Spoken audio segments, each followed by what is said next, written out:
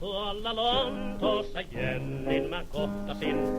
Halo Vepio, Vepio, ho. Hän on neidosten joukossa kaunihin. Halo Vepio, Vepio, ho.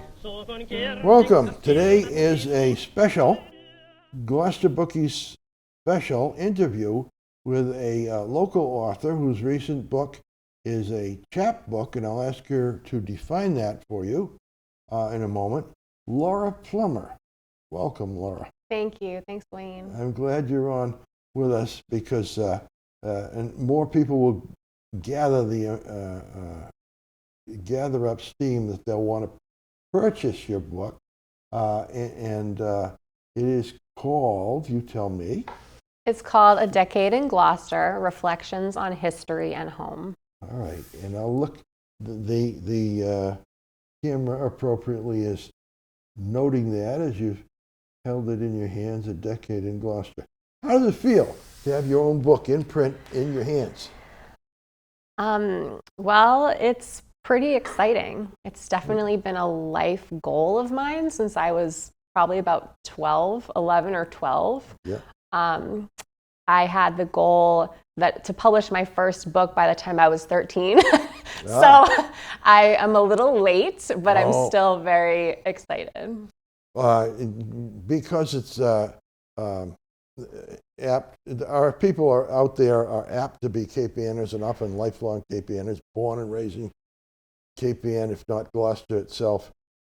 Yours is not that story. You weren't born in Gloucester and raised in Gloucester. Tell us about your origins in a brief way. Sure. So I came to Gloucester in 2014, and I was coming up from Boston, basically looking for a place to rent. Because had you always lived in the Boston area, metropolitan Boston area? So I was born in Winchester in Middlesex County, north of Boston, and then I grew up in southern New Hampshire, just over the border, basically. And after college, I moved back to Massachusetts, and I lived in Boston for about 7 years before coming here to Gloucester, and been here ever since. I think it'd be interesting. I've heard the story this is spontaneous and unrehearsed, but there is a story that I'm aware of. You can tell us how you and your husband selected Gloucester. So we looked at some apartments in Salem, Amesbury. We looked at 2 in Gloucester, and we ended up choosing Gloucester because we found a really good deal on a 2-bedroom apartment. Back at that time, it was a really great deal. So it was really a financial decision. So I point that out because sometimes by happenstance, people luck into something called Gloucester, Massachusetts. And I think you'll vouch for it, that after you moved in for financial decision making, it turned out a good decision. And you really, I guess both of you, your husband and you, fell in love with this place called Gloucester. Correct? True. I said I would ask you the definition of your published work as a chapbook. And you're going to tell us, those that don't know, such as me, what a chapbook is. What distinguishes a chapbook from other books?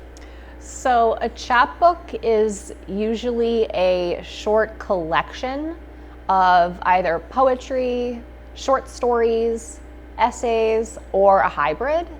And I think they range from 20 to 40 pages, roughly. And they usually have a unifying theme to them. Right. This happens to be a hybrid because it has an essay and poems. And the theme, unifying theme, A Decade in Gloucester. From the time you moved in till now is a decade. Interesting to many of us. This is your first published book, but you have published, I know, you have published before. Your writings are not unknown to the public. What have you? She's in Chicken Soup of the Soul, one of those there. Tell us more, what you've already published. So I've published shorter pieces, poems, short stories, essays, memoir in various locations, in print and online. And I've had success with that. So I knew that my next logical step was a chapbook. It's kind of bridging the gap between single pieces and a full-length book, Yes. which, eventually I think I would love to do. Right. But this was kind of the next project. You kindly sent me a preview sort of that I could look at online, and I did. And I'm fascinated by the fact you combined in this book not only poetry but also an essay. And the essay is quite personal, quite first person, right? Mm-hmm. In the first person description of discovering unexpectedly connection in Gloucester. And I don't think it would spoil anything to, you correct me if I'm wrong, spoil anything. It'll pique your curiosity out there more than it will satisfy it. What connection you stumbled upon or discovered in the course of originally moving into Gloucester? So the chapbook itself is kind of centered around the essay. The essay provides the core narrative, and the poems support that. So the essay is based on coming to Gloucester not knowing anyone, and then finding out later that actually my ancestors settled here and they lived their whole lives here. These were my ancestors from Finland. Right. So that was completely unexpected. I was researching my ancestry and I thought it would be interesting to know a little bit more about Finnish history, and that's how I found the Gloucester connection. So it was completely by surprise. I think you knew about your Finnish ancestors. You knew that some of your ancestors had come over from Finland to this country, and indeed in Massachusetts, but I think the only one you knew for sure for an address or a location lived in, was it Cape Cod, or where was it? Yeah, so it was Buzzards Bay, I think is the area. Okay. And it's toward Cape Cod. Right. And that was the only link that I knew, was my Finnish great-grandfather, my mother's grandfather. So your mother's grandfather, you imagined, was in Cape Cod, perhaps born and raised in Cape Cod, lived all his life in Cape Cod, and relatives that you would have had from Finland might be in the Cape Cod area, southern Massachusetts, southeastern Massachusetts. But it wasn't true. It turned out you examined what records did you look at? I don't know, genealogy or family tree or a lot. So my family had told me that he was born in Finland. Yeah. So that might actually be what he told them. But he wasn't born in Finland. He was born in Gloucester. His parents were born in Finland. yeah. So it was went just such from an there and interesting... found he wasn't alone. There was a whole family of people in Gloucester, relatives of his, and you were able to develop that in your prose narrative more. Mm-hmm. What about your feelings when you discovered you had, I believe, you tell me, a living, talking, I guess you might say distant relative, a cousin or something. Tell me more about that. You actually could speak with somebody who had more of the story. Chester, who is my mother's grandfather, turns out he was born in Gloucester. So I created a family tree for him, finding out that he had multiple siblings that were also born in Gloucester. And as I traced his siblings' descendants, I came across, so his brother Ludwig had a house on a quarry in Lanesville. Ludwig's children would have been in their 90s, so I assumed they're probably deceased. One of his children is still surviving. She just turned 92, and when I found her, she was 89. But still could communicate and hear and understand and talk with you. Absolutely. At that point, she was still, she could hear very well and she could see very well, and she was able to remember a lot of her upbringing. So she's going back 89. How many years? She's going back to the 1920s in some of her memories. And what did she end up? How did you approach her? How did you explain? You didn't just knock on the door and say, "Hi, I'm your." I had to track her down. Yeah, you tracked her down. I used my background in journalistic investigation research, and I actually found one of her children online. That's how I found her. Yeah. I contacted her daughter, and her daughter gave me the information for her mother. And that's how I found out that she wasn't just still alive. She was living in Gloucester, which absolutely blew my mind. Yeah. When I found that out, I said, I have to meet her. Because you're neighbors. You're in the same city. As you're a newcomer, but she's been around. Mm-hmm. So you went to visit her. Yep. And when you had much to discuss, what did you find out from her? Just in a quick summary. So I found out things from her that I could not find out in government documents or newspapers or archives. Mm-hmm. Things that spoke more to people's personalities. Yeah, absolutely. For example, you can get a name, but you want to know about the person. Absolutely. Yeah, okay. So she told me that Josephine, who's kind of the star of this essay, who is her father's mother. Hope I'm getting that right. Yes. Her father's mother, Josephine, who is my great-great-grandmother who came from Finland, that she was an animal lover. She always took in stray animals, stray cats and dogs. By the way, this is a connection because you are an animal lover as well. But go ahead. Very true. Yeah, so, and I would have had no way of knowing that. And Josephine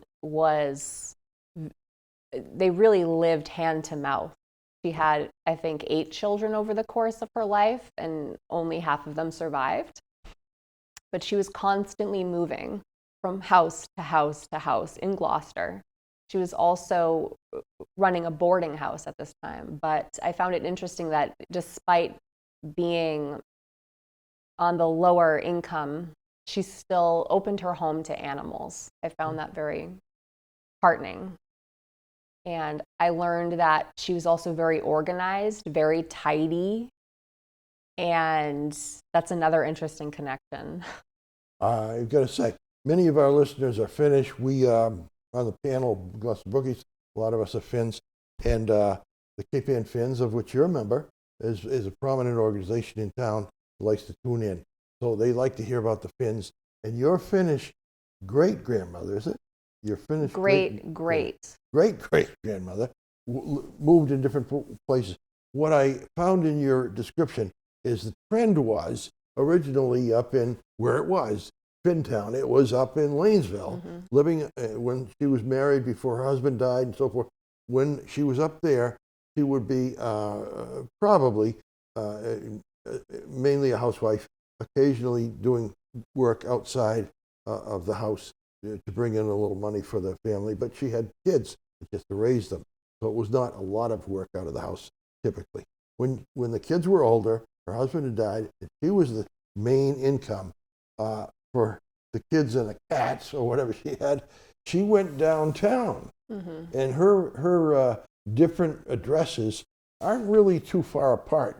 She's like making a circuit around a few blocks downtown. Yeah. And in that, I intuited, it's not because we have, it was speculation on my part, but she's Finnish, probably not too much fluent native, yet in English. She's a kindly lady, but she's neat and tidy, and she has these skills. And I suspect it was moving downtown in the first place without wanting to pay a nickel for the trolley car, or being able to walk to work, and the work would be in a rich person's house, or as a domestic, a cleaner, or even a cook, if that's what she did.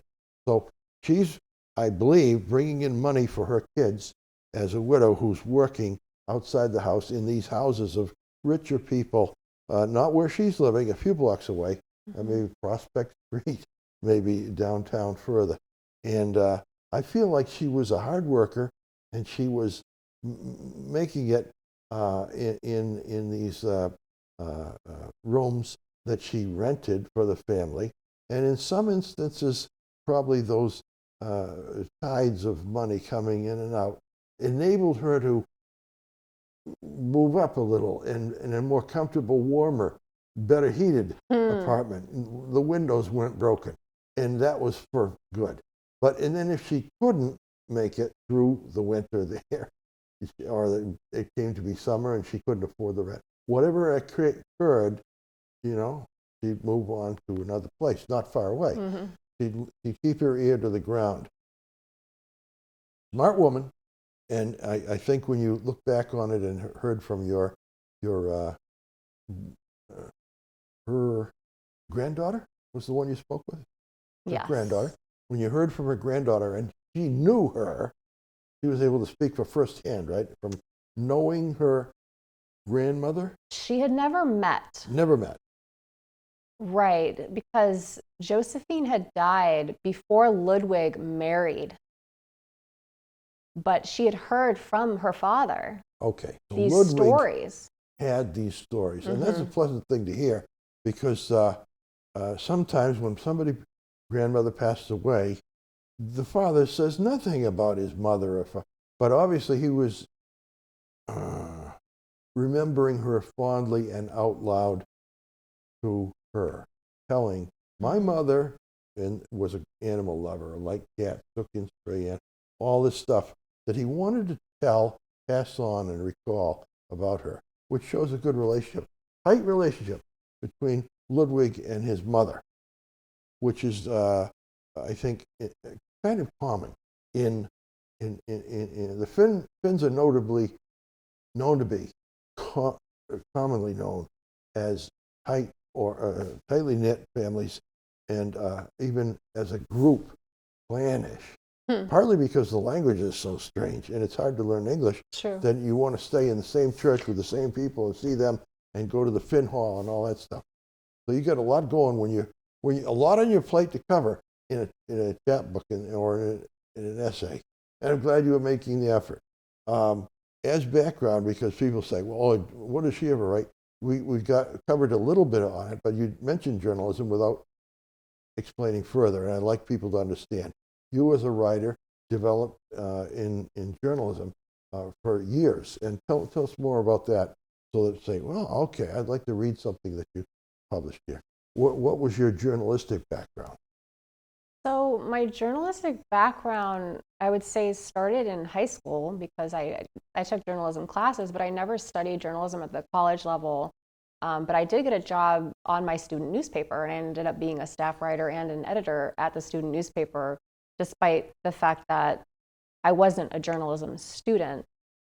It was just something that called to me, and it was a passion of mine. And after graduating, I kind of got a backdoor entrance into a local community news group, which employed me for over a decade, doing community stories, feature stories.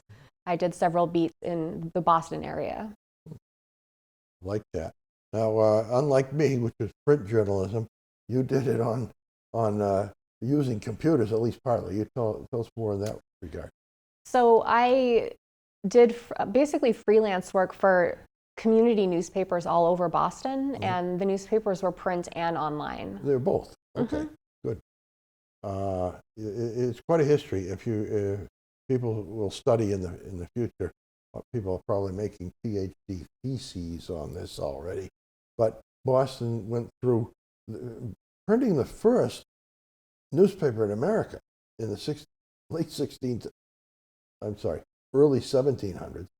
And that first newspaper led to all kinds of other print newspapers up through the 1900s, and a lot of nuances to that no need to get into. But then Boston still became a capital. How many daily newspapers they had? I think it was 5 at one time. Okay. Big daily newspaper. Boston Globe was only one of several. And depending on your politics and your religion, you would pick which newspaper you wanted to read, which sounded in an echo chamber like yours thought. And then it diversified a bit. And by the 1960s and 70s, still in print, because it wasn't common even to have a computer, 60s and 70s was the Boston Phoenix. You've probably seen in the library archives, it's gone, but the Boston Phoenix, alternative, what do they call it? Alternate press or alternative press? Yep. And Boston After Dark was another one of those. Okay. Giveaway, well, not giveaway, 25 cents. It was just, but they had people selling them on the street. And typically hippies sold them on the street, made a living that way back then. And then it changed, and I noticed, amazingly, it's possible now to make a living on forget print altogether.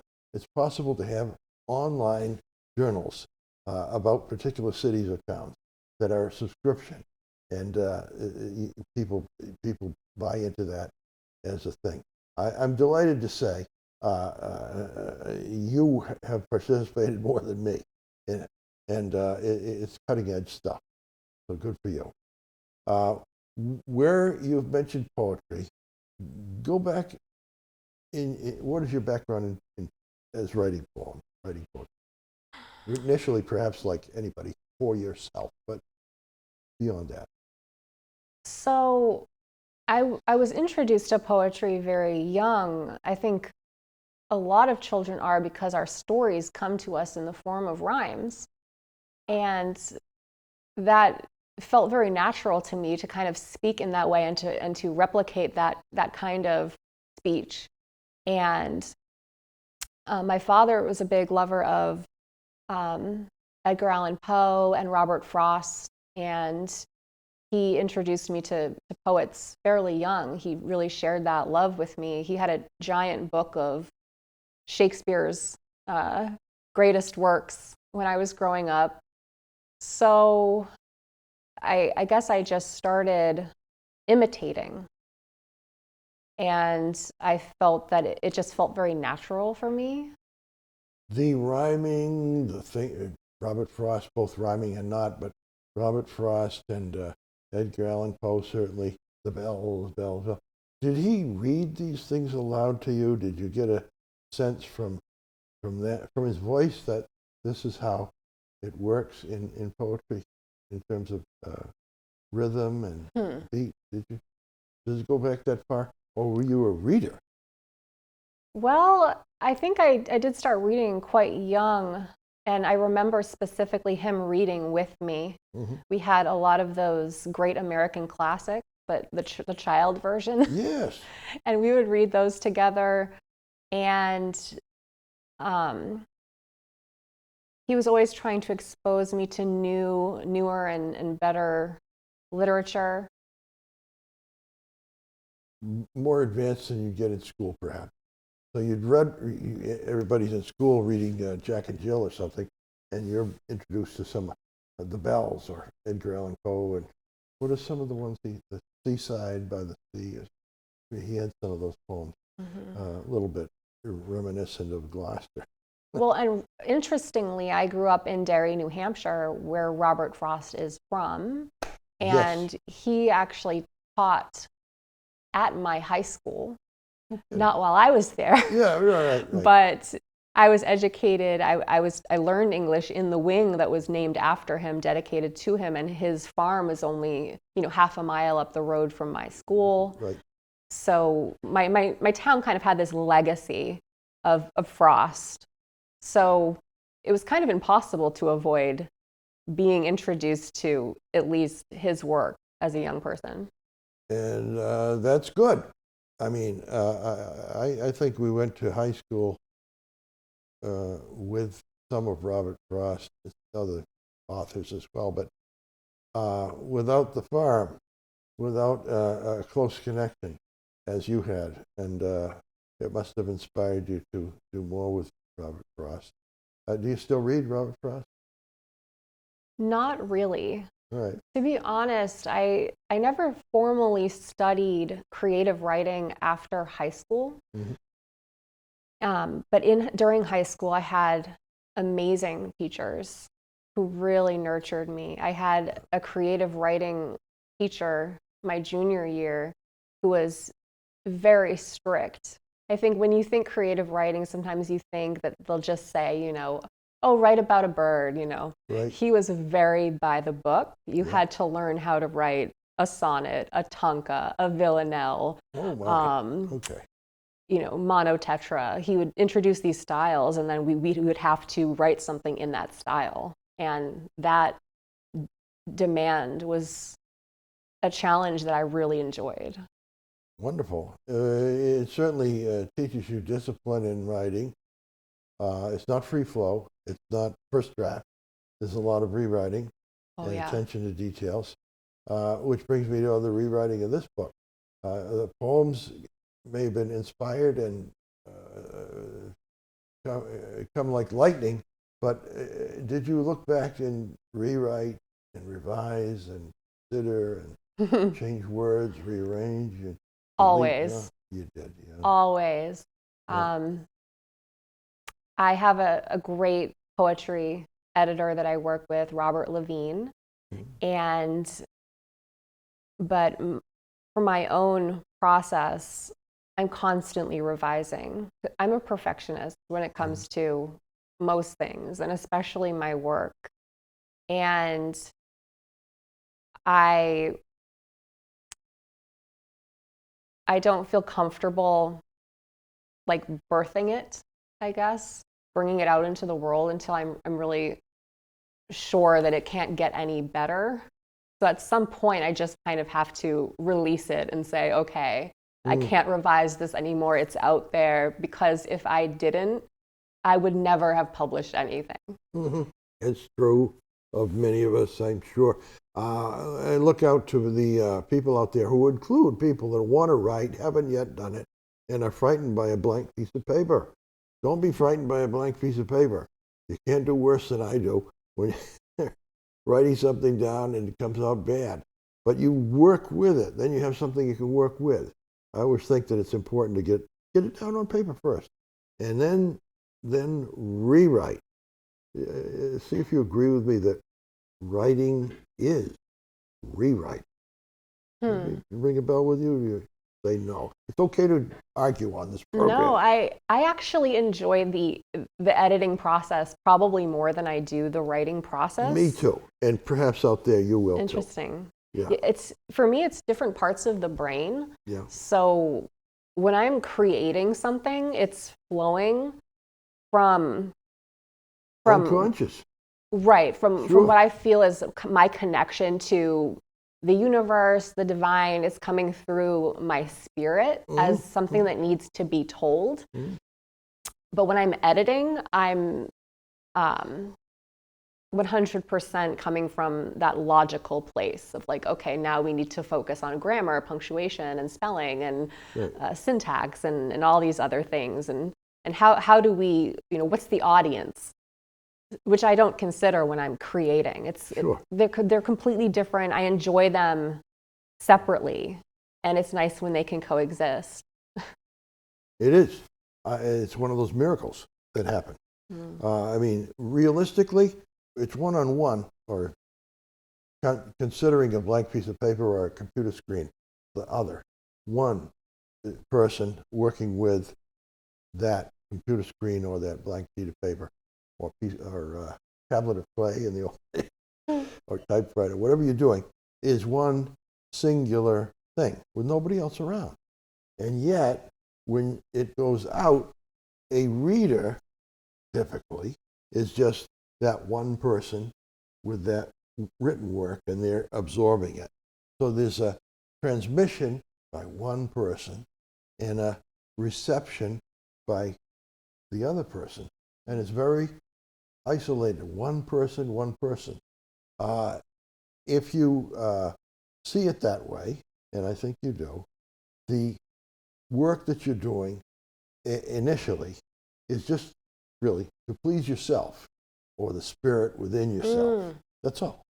And then after that, while you're switching gears, is you're getting in the shoes looking with the eyes of a reader at this and saying, are there speed bumps in this text? Well, if it's misspelled, that's a speed bump because the reader's going to say, what? Did they intend to spell it that way incorrectly? Or was it just a mistake? And they're distracted from the message. Mm-hmm. And it is possible that you want intentionally, like with dialect or something, you want a misspelling in there or a slang or whatever. But it's also possible not. So you want to be clear which it is. And you're doing that in the editing mode. And that's still, after all, that's still one person.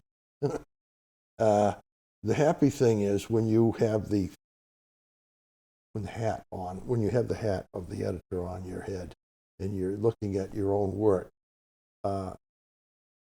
people vary all around the map on this, and I'd encourage people out there to be loose about it. In other words, not to have the pride of authorship stand in your way. You know, I wrote it that way in the first place, and try to defend it. No, let it be. You know, the reader won't understand. You know, the message could be better, and that allows you to work with it and make it into something. It's already good, but you want to make it into something great. Mm-hmm. So there. Since we have a chance to do it, where your book is here, I wonder if you have a spot.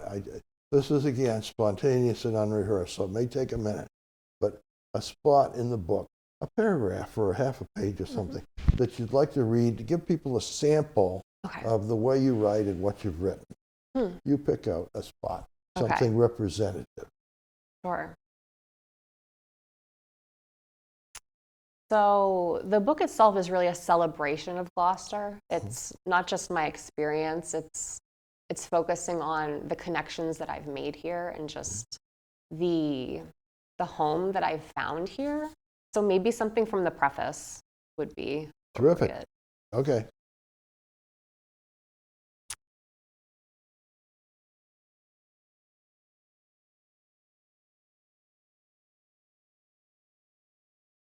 I said, perhaps most surprising is how the Gloucester community has nurtured me as a writer. I have befriended countless poets and authors whose encouragement and feedback have been essential in developing my craft. Many local organizations have supported me and my work, including Cape Ann Finns, the Gloucester 400, the Gloucester Daily Times, the Gloucester Writers Center, Rockport Poetry, The Other Cape, and the Writer's Block with John Ronan. You can see she's touched all the bases.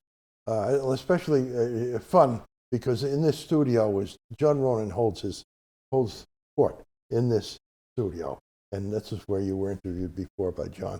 I'd like you to tell a little bit. That's available. People would like. If you want to look at John Ronan, Laura Plummer's interview with John Ronan, it's on YouTube. I've seen it. I can tell you. You go to YouTube and you put search John Ronan, and then all of the several shows of John Ronan show up, but you look for the one that says Laura Plummer. If you know the number, you can say it. I know it's like, is that number 149 or something? No, you know, neither do I remember. But it'll be in there for you to see. What do you remember of John Ronan's interview with you? So I had the pleasure of being interviewed on the Writer's Block with John Ronan 2 times. Mm-hmm. One time was November of last year, and the most recent time was November of this year. Mm-hmm. So it was just recently, right? Yeah. I have a feeling that you had a good time. Absolutely. Yeah. John is well known to locals, and you always want to get his latest program to. I mean, you've already seen all the others, so you want to get his latest program to see it, and just be immersed in a book, which it's never cold. He in other words, he knows the book. He's read it. He's made notes. He has cards where he's going to pick out and ask you about certain things of the book, and that's always delightful when you have an interviewer so well informed as he is. The other thing you mentioned, Cape Ann Finns, intrigues me because realizing a decade in Gloucester happens to coincide with just about the lifespan so far of Cape Ann Finns, because it didn't always exist. Basically, it's Robert Ranter of Rockport deciding that after all, the pull together while we still have them, some Finns from the 1930s and 40s when they were born, is still with us, who basically grew up in Finnish-speaking houses as the sons and daughters of immigrants from Finland. And then those people who later born, like you and me, have put together some recognition which we didn't originally have in full detail, that we were somehow related to people from Finland. And we want to know more about Finland and Finns in the United States, especially Finns in Cape Ann.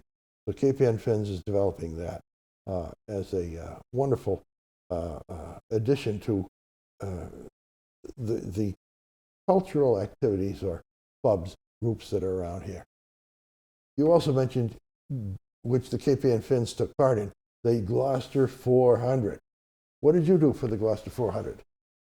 So the Gloucester 400, for viewers who don't know, was the 400th anniversary of the founding of Gloucester, which was last... 1623, 1923. Okay, 2023. 2023. And all throughout last year, they had celebrations and events just celebrating the town of Gloucester. And I participated as a writer. I ended up reading some of my work at some of their live events. And I also ended up publishing a number of pieces in their 400 Stories project, which has an online version and a print anthology. So the pieces that I published for that project are in this book. And I've also added another poem that was not included. When I last checked, the bookstore on Main Street has copies of the 400 Stories. And it includes your contributions, 400 Stories, which is going to be sold out. So I think it's good time to go ahead, if you're going to have a legacy item for your children and grandchildren to tell about Gloucester history from the viewpoint of many, I don't think it's actually 400 inside, but many people who are describing either the fishing industry, the arts, in your instance, I guess family stories and poems. You put it all together, you've got a tremendous book that's one of a kind, and it's gonna go. You're gonna say, I wish I bought two, so I can pass them along to the family. But it was a wonderful project, and I think it's a credit to you that you took part as well. Remember, these are people of volunteers, decision making. And you make a decision. I think I want to share what I have for the future, and let posterity judge whether a valid contribution. But it's a history in part of either my family, the city as I knew it, often, for instance, a wartime issue. One of the ladies of Gloucester, I don't know if you remember this, but it's in the 400 Stories. One of the women of Gloucester in World War II had a job as an employee in New York, where communications from the top brass of the Navy were given to her hands to put on the transmitter, or I don't know whether it was radio or not radio, some electronic way, similar to a telegraph, but Marconi, do they call it? It was those systems that the ships at sea are going to receive this message, because this lady from Gloucester is at her machinery to put the message in there. Wow. And it was that Germany surrendered. Oh my God. Her hands, she saw, Germany has surrendered. And she was sending this out to all the Navy ships at sea in New York City when it happened.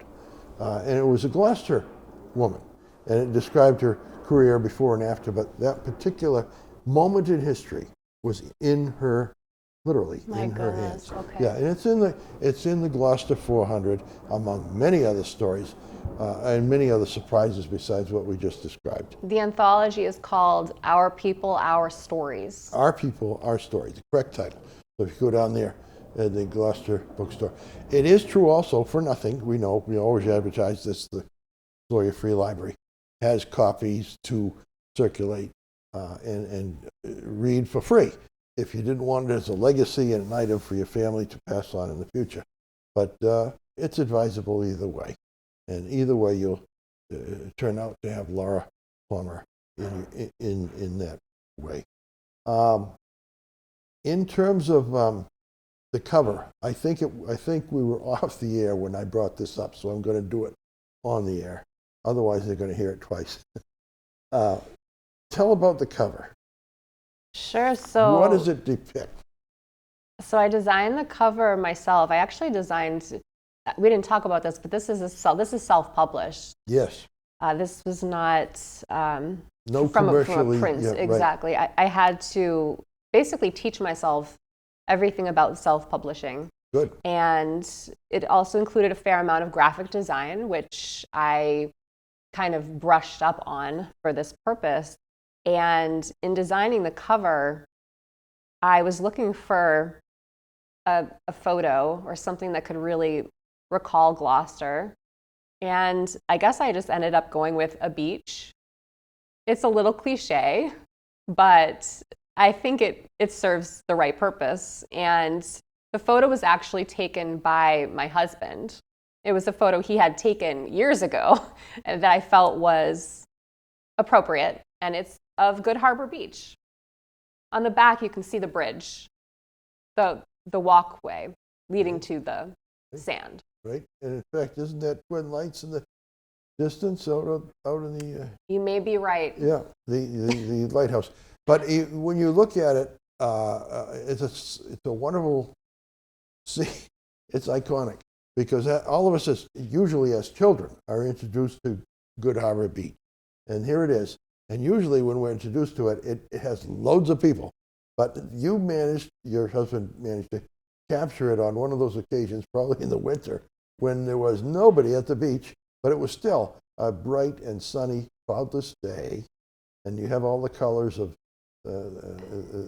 beautiful colors of the blue sky and the strip of ocean that you can see in the sand. It was most likely a winter day. There are a couple tiny people way off in the distance in the back, but you can't identify anyone, and that was the whole point. I didn't want someone to go into the bookstore and see themselves sunbathing. Right. Good point. Yeah, I like that. Often people that are watching, again, I said they're authors who may be very new to writing in terms of for publication and not have yet crossed that line of publication, but want to. And then they say, how do I do it? Where do I go? Well, the traditional route always had been, you write, you send the query letter to a publisher or an agent, and the publisher eventually gets back to you and says, not yet. But sometimes lightning struck, and then you'd get your book published, and it would be published.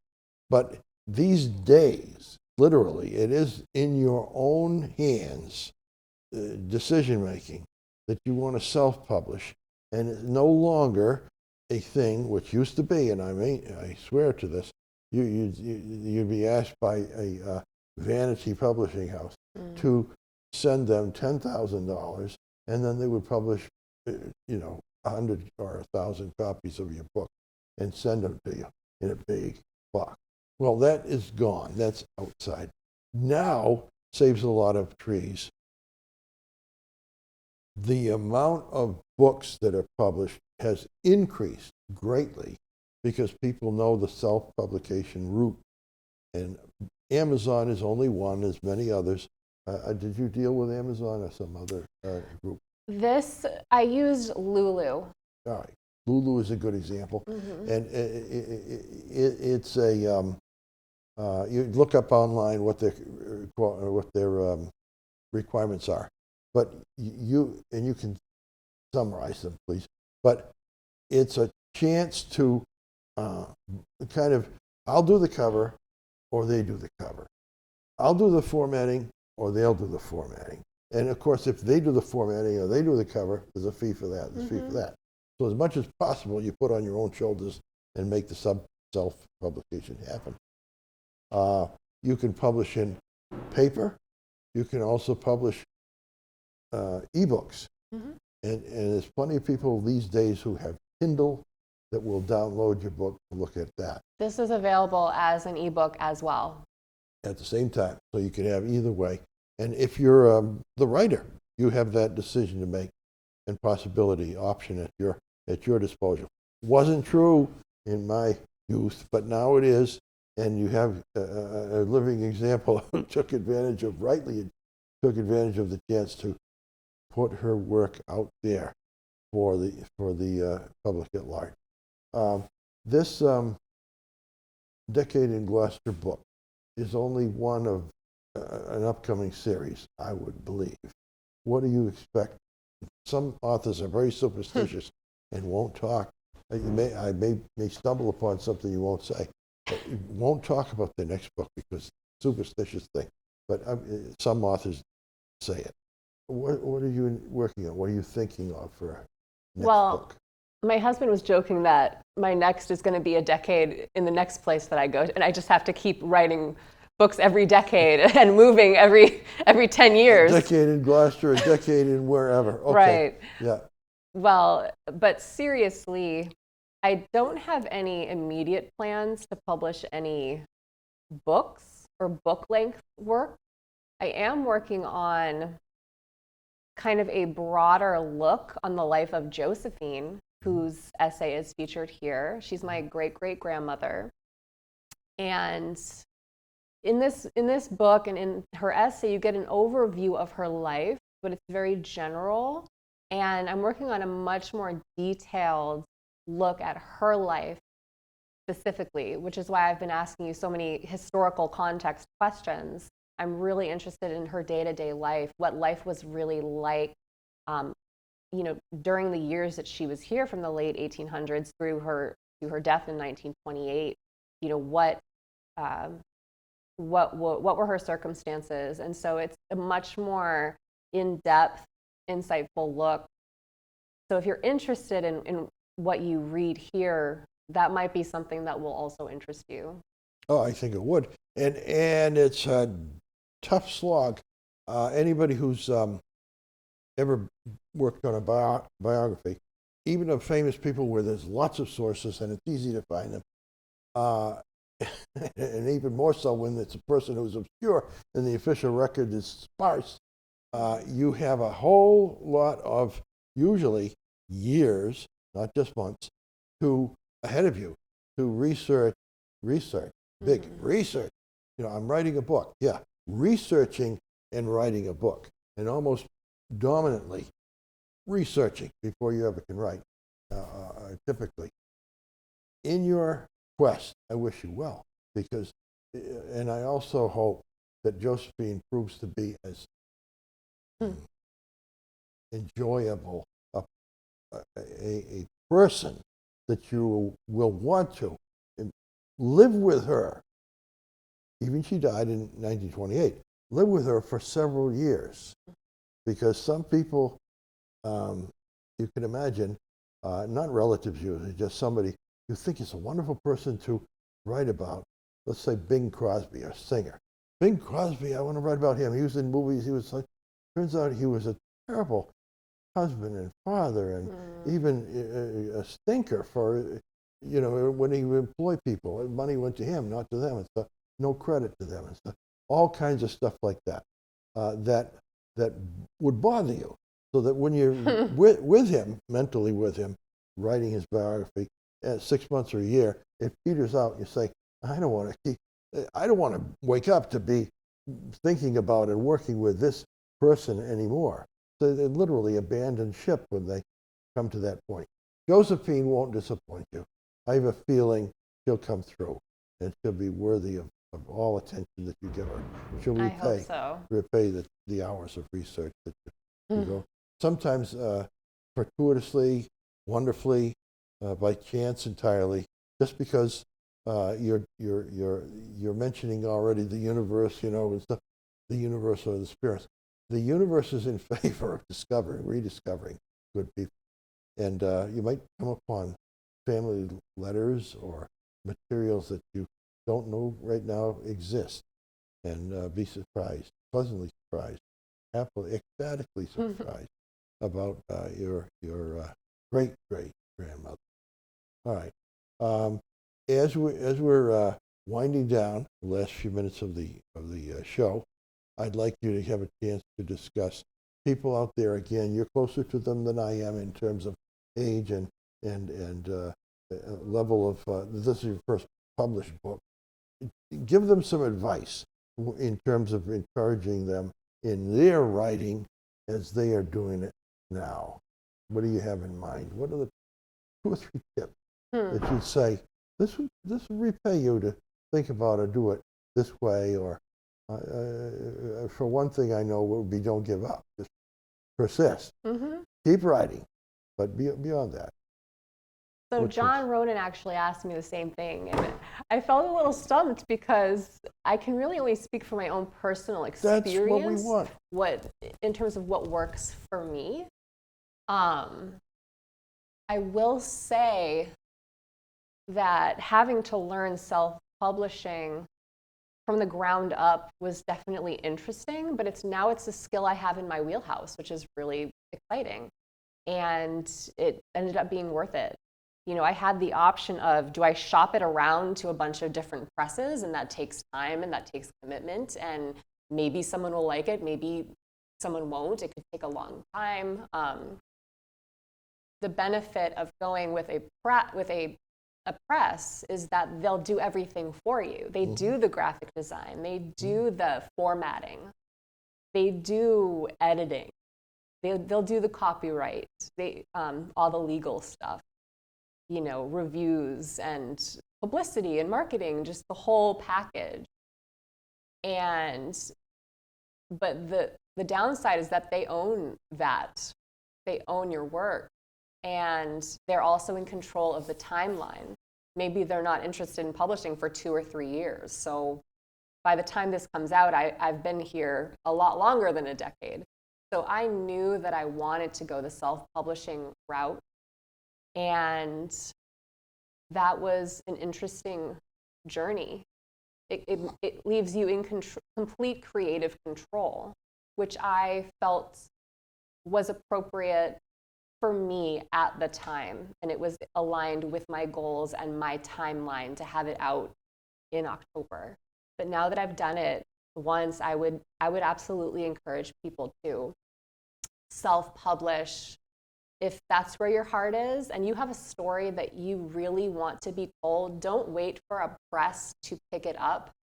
Tell that story, and you don't have to be completely alone. If you're not good at graphic design, you'll find someone to design the cover. If you're not, always you want an outside editor, right? You probably pay someone to do all the formatting. If these aren't your strong suits, you build a team around you.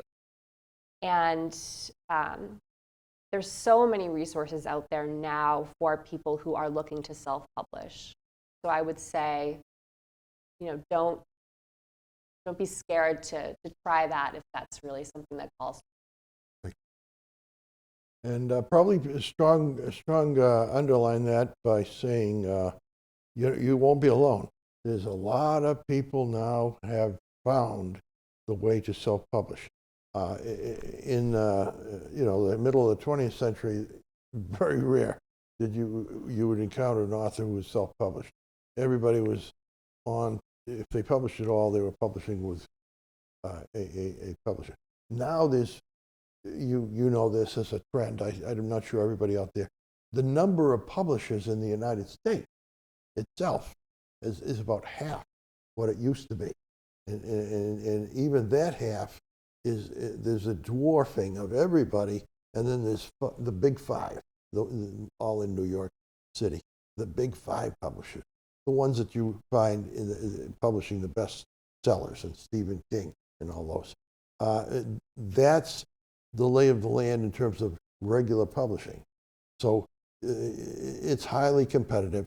It's more competitive than it used to be, and it's hard to break through.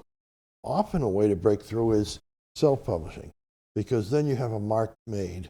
And for example, if you sell, I'm going to make it up, if you sell 10,000 copies overnight of your book, the big five are going to be knocking at your door and asking you for your next book. True. Because you self-published, but you remarkably made it big in a first book and sold like that. And it can happen. A lot of it is publicity. And you mentioned is it the publisher that you have, Lulu, does do some publicity for you or not? No. In this instance. So that's another facet of self-publishing that I've had to kind of take on and learn. Which, with John Ronan, this show, readings that you've done, contacts that you make, which you can do too, at no cost. You can make it happen. You're right on that. I'm delighted to say we've spent an hour, and it went by quickly for me. I don't know if it did for you. Yeah. We have it. And maybe for the listeners, it was in 1 hour. We covered the waterfront, literally from Good Harbor Beach all into Upper Lanesville, and the Cape Ann Finns, coming and going. Thank you again, and for listening to us. And we'll have another show of Gloucester Bookies, and I hope to see you again at that time. Thank you. Bye-bye. Tuolla Lontoossa Jennin mä kohtasin. Halo Vepi, oho. Hän on neidosten joukossa kaunihin. Halo Vepi, oho. Suukon kirsikka silmät niin mustat kuin yö. Ja ne loisti kuin tuikkiva tähtien työ.